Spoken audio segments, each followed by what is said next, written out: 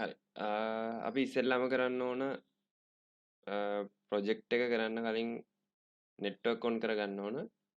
ඊට පස්සේ අපි ෆෝල්ඩර් එකක් හදාගන්න ඕන Unity Hub එකේ කරන වැඩ ටිකයි. එතකොට Illustrator එකේ අඳින මෙස් එක, එතකොට characters ඔය හැමදේම සේව් වෙන්න අපි ෆෝල්ඩර් එකක් හදාගන්න ඕන.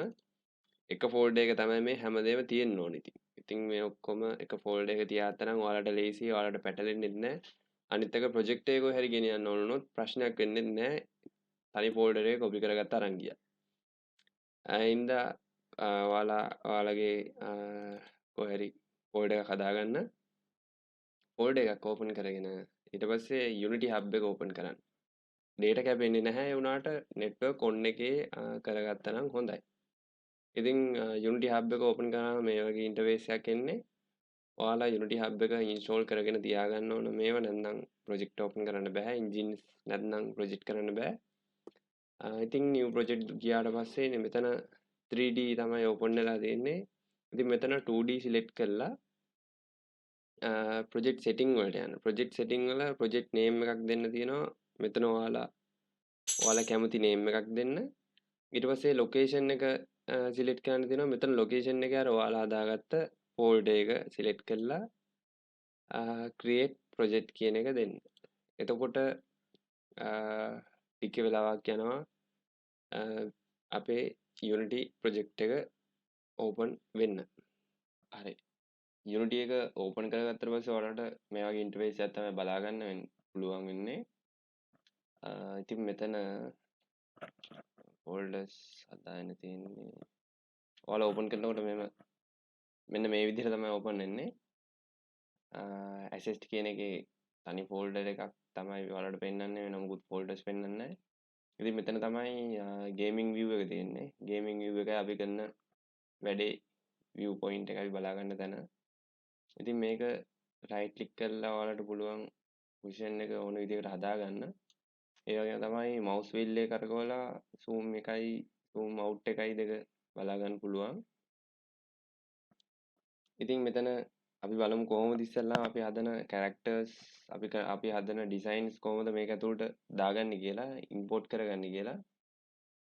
ඉතින් මෙන්න මෙතන assist කියන තැන right click කරාට පස්සේ ඔයාලට create කියලා එකක් බලන්න පුළුවන්. create වල folders වලට ගියාට පස්සේ new folder එකක් open වෙනවා. ඉතින් ඔයාලට පුළුවන් මේ new folder එක rename කරගන්න කැමති දෙයකට character එකට එක folder එකයි mess එකට එකයි ඔයාලට ඕන නම් ඔක්කොම ටික එකට දාන්න පුළුවන්. නැත්නම් folders වෙන වෙනම හදලා ඒවට දාන්න පුළුවන්. ඉතින් මම දැනට තනි folder එකක් හදාගෙන ඒ folder එක double click කරාට පස්සේ ඒක open වෙනවා. this folder is empty. folder එකේ මුකුත් නැහැ. ඉතින් ඊට පස්සේ ඔයාලා ඩිසයින් කරගත්ත ඔයාලගේ character එකයි wall එකයි එතකොට gaming mess එකයි මේ ඔක්කොම ටික ඔයාලට ඕන නම් එකපාර select කරලා දාගන්නත් පුළුවන්. නැත්නම් එක එක හදාගත්ත folders වලට දාගන්නත් පුළුවන්. ඉතින් මම තනි folder එකක් ඇතුළට ඔක්කොම දාන ඉඳලා මම ඔක්කොම ටික select කරලා දාගන්නවා. ඊට පස්සේ ඉස්සෙල්ලාම අපිට ඕන background එක. ඉස්සෙල්ලාම අපි හදන්න ඕන background එක game එකේ. අපිට ඕන පුළුවන් ඉතින් අපිලිවෙලට යනවට වඩා හොඳයි පිළිවෙලකට යන එක. ඒ නිසා ඉස්සෙල්ලාම මේක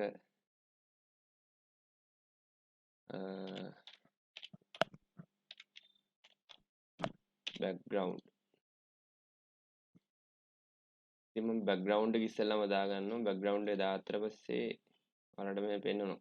මෙතන tools ටිකක් තියෙනවා. මේ tools වලින් අපිට පුළුවන් background එක move කරගන්න. එතකොට rotation එක තියෙනවා මෙතන. scale එක හදාගන්න පුළුවන්. මේකෙත් scale හදන්න තියෙන්නේ. ඒ වගේ tools ටිකක් තියෙනවා. අපිට වැඩියෙන් ඕන වෙන්නේ මේ move කරන tool එකයි scale හදාගන්න එකයි තමයි. ඉතින් මම background එකක් මෙහෙම අරගෙන shift එකත් ඔබාගෙන අතර වටේම ගානට ලෝ කරගන්නවා.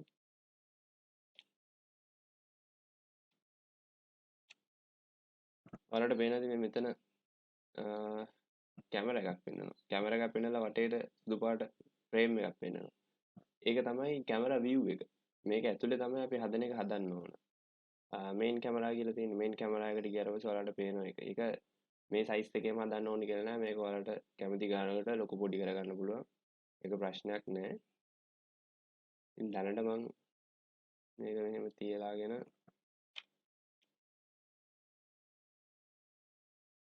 මේක තමයි බෑග්ග්‍රවුන්ඩ් එක. ඔයාලා වෙනද මෙතන වෙනමම ලේයර් සෙට් එකක් කරනවා. බෑග්ග්‍රවුන්ඩ් දාගත්තට පස්සේ බෑග්ග්‍රවුන්ඩ් එක මෙතෙන්ට ආවා. ඉතින් මෙතන ලේයර්ස් වල පිළිවෙල අනිවාර්යෙන් වැදගත් වෙනවා. එයාට බලමු. ඉතින් මම බෑග්ග්‍රවුන්ඩ් එක දාගත්තා. ඊට පස්සේ මම දාගන්නවා මගේ මෙස් එක. මෙස් එක ඇදගෙන ඇවිල්ලා මම මෙහෙම ඔයාලට පේනවා ඇති ලේයර්ස් වල ප්‍රශ්නයක් තියෙනවා. ඉතින් මම මෙහෙම මෙතෙන්ට දාගෙන සයිස් ගන්න බෑ පේන්නේ නැහනේ. ඉතින් ඔයාලට පේනද මේ මම දාගත්ත මෙස් එක පෙන්නනවා බෑග්ග්‍රවුන්ඩ් එක පෙන්නනවා.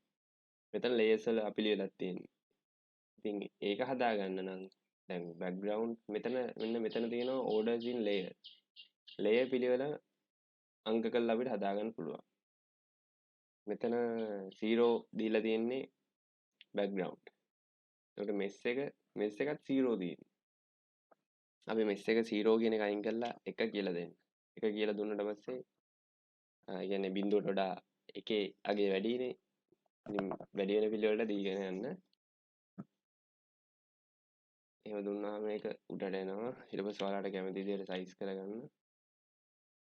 මේ සයිස් කරගන්න නම් මෙන්න මේ ටූල් එක හරි මේ ටූල් එක හරි ඩිලීට් කරලා තියෙන්න ඕන. මේකෙන් නම් මූව් වෙන එක විතරයි වෙන්නේ.